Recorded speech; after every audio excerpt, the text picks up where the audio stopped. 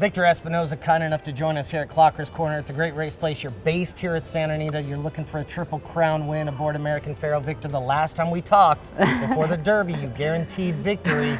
I'm not going to make you do that for the Belmont Stakes, but what has the last 2.5, 3 weeks been like for you?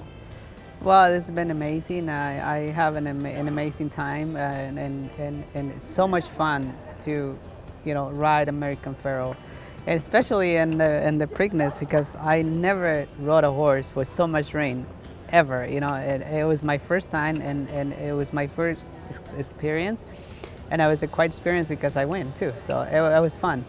But I had so much water into my boots. It's like I feel like I was stepping. I don't even feel the iron in my saddle. I feel like I was stepping in the water in there. None of the other jockeys in the race are going to feel sorry for you because I think you had the least amount of mud on you after the wire. Was the idea going into the Preakness Stakes to send from the rail? No, I mean we were talking. Buffer and I we talked the day before. Because I have the inside. It's like it's like probably I following Dorman and you see how it goes from there.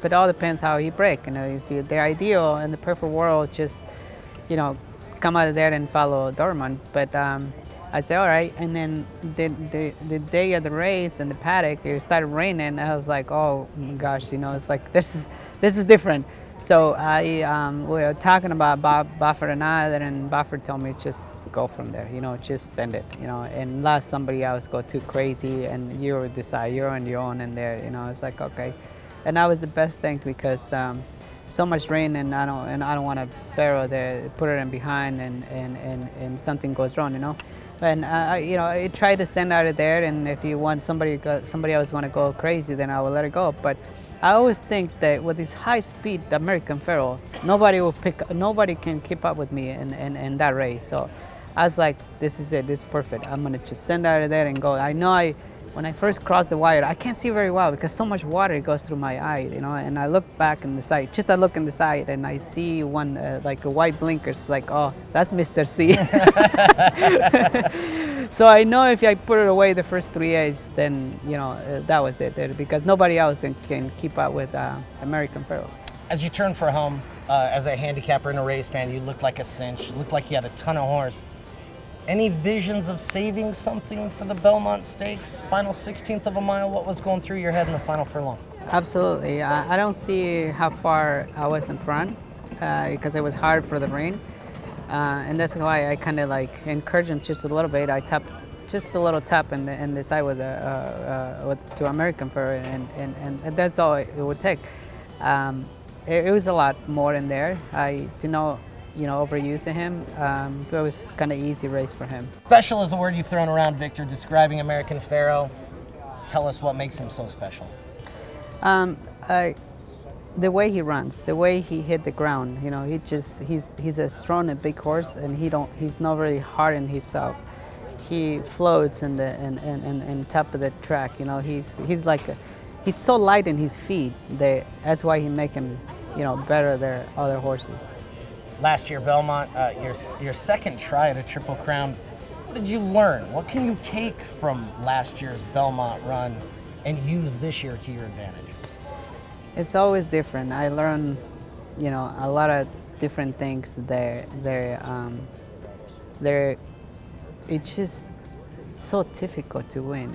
That's why I learned they had to come to be like, okay, one more year, come back again. Is there anything from that race, though, that you can take and use this year? Yes.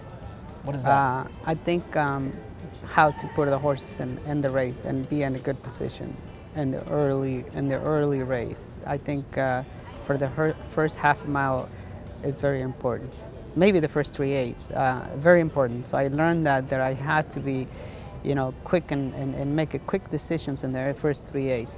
But all is going to be accept to the horse. If the horse is 100% that goes to the race, then my job be more easy to make easy decisions. Why will this year be different?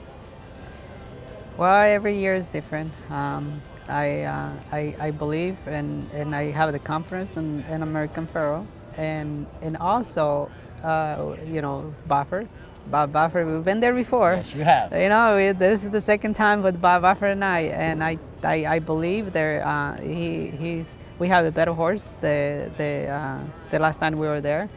American Pharoah, he's special, and all for me is gonna take. I hate to say that, and I hate to put all the pressure. No, say it. But we want to hear it. Bob Baffert. Yeah. He has to do it. I mean, it's gonna be all depends on Bob Baffert how to get this horse ready to the race.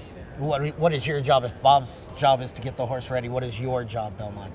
To do the right thing and ride it the right thing and put it in the right position to win. What is the right thing? Because we've seen you sit off the pace, Arkansas Derby, Kentucky Derby, pounce on the speed and win.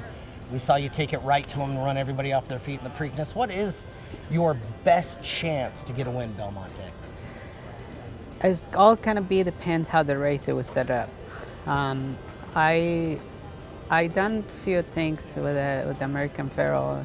I always for in the early race I think about the future. I know the first time I took it back and I put it in behind horses because I always thinking about the Kentucky Derby.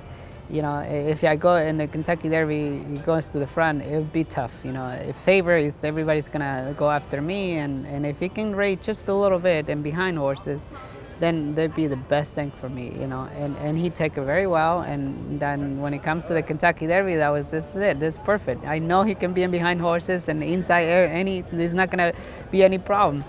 So for that, I think.